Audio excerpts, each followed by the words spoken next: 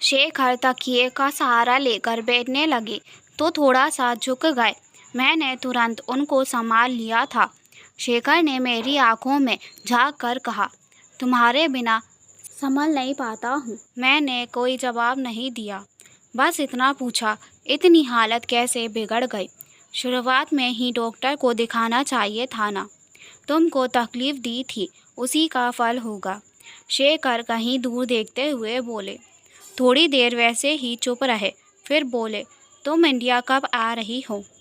मतलब हमेशा के लिए? कुछ महीने और लगेंगे। क्यों? मेरे पूछते ही शेखर के चेहरे पर मुस्कान फैल गई। पापा मम्मी को बहुत जल्दी है तुमको बहू बनाने की, और अब मेरे लिए भी इंतज़ार करना बहुत मुश्किल है। इस बार फिर मैं चुपचाप खड़ी रह गई थी। होना तो यह चाहिए था कि मैं बिस्तर पर लेटे हुए शेखर से जाकर लिपट जाती, बिलख कर रो देती, कह देती कि कब से मुझे इस पल का इंतज़ार था। लेकिन कह तो मैं कुछ और ही रही थी। शेखर, आपने कभी जानना नहीं चाहा कि मैं आपके जाने के बाद कैसी रही। मैं दीदी से, मतलब तुम्हारी भाभी से पूछता रहता था। सब पता था मुझे। शेखर निश्चिंत होकर बोले जा रहा था। मैंने टोक कर कहा, क्या पता चलता रहता था आपको? यही कि तुम दिल्ली छोड़कर दूसरे शहर में शिफ्ट हो गई थी। उसके बाद तुम अमेरिका चली गई प्रोजेक्ट करने। यही सब तुम्हारा हाल चाल। मैंने गहरी सांस खींचकर शब्द जमा किए। नहीं शेखर, हाल चाल ये नहीं होते। आपके जाने के बाद क्या हुआ मैं आपको बताती हूँ।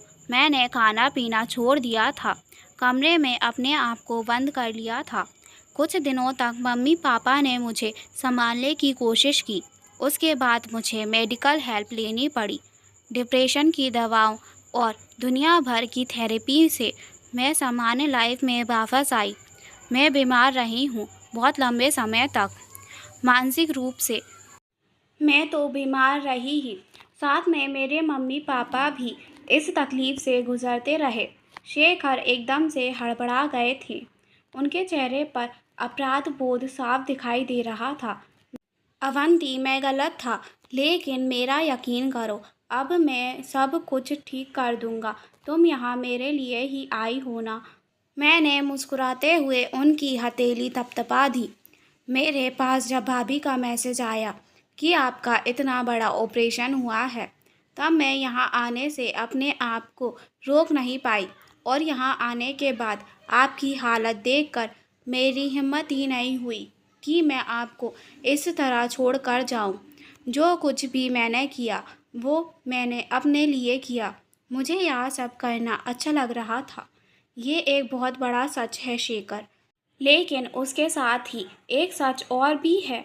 मेरी साफ सपाट बातें सुनकर शेखर के चेहरे पर परेशानी झलक आई थी। कैसा सच अवंती? अभी आपने कहा ना कि आप सब ठीक कर देंगे। आप भगवान नहीं हैं शेखर, कि जब आप चाहोगे बिगाड़ देंगे और जब चाहोगे तब सब ठीक कर दोगे। कुछ मेरे हाथ में भी रहने दीजिए। आप अपनी तबीयत पर ध्यान दीजिए। अपना बिगाड़ा हुआ मैं खुद ठीक कर लूँगी। इतना कहकर मैं पीछे हटने लगी थी। घड़ी देखी, बहुत समय हो चुका था। पिछले वक्त में ठहरे हुए भी और आने वाले समय का इंतज़ार करते हुए भी। कमरे का दरवाज़ा खोलकर शेखर के पापा मम्मी अंदर ही आ रहे थे कि मैंने विदा मांगते हुए हाथ जोड़ लिए। एक बार मुड़कर शेखर की ओर देखा। चेहरा उदास था, लेकिन मुझे विचलित नहीं कर पा रहा था। अस्पताल से होटल तक जाते हुए मैंने घड़ी देखी। इस समय अमेरिका में रात होगी। तो क्या हुआ, जगा ही देती हूँ। प्रणव ने हड़बड़ा कर वीडियो कॉल उठाई थी। क्या हुआ इतनी रात को? सब ठीक? Are you okay? हाँ प्रणव, कुछ अर्जेंट बात थी। मैं अपनी हंसी रोक रही थी।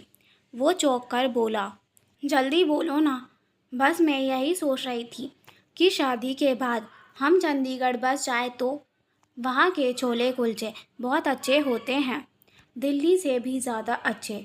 इतना बोलकर मैं खिलखिला उठी थी। प्रणव का चेहरा इस समय देखने लायक था। हैरानी से आंखें खुली हुई थी, लेकिन कोई रोशनी आकर उसको घेर चुकी थी और मेरा चेहरा इस समय खुद सूरज बन के चमक रहा था। दोस्तों, आपको ये प्यारी सी कहानी कैसी लगी हमें कमेंट्स में ज़रूर बताएं और प्लीज़ प्लीज़ प्लीज़ चैनल को सब्सक्राइब करना ना भूलें।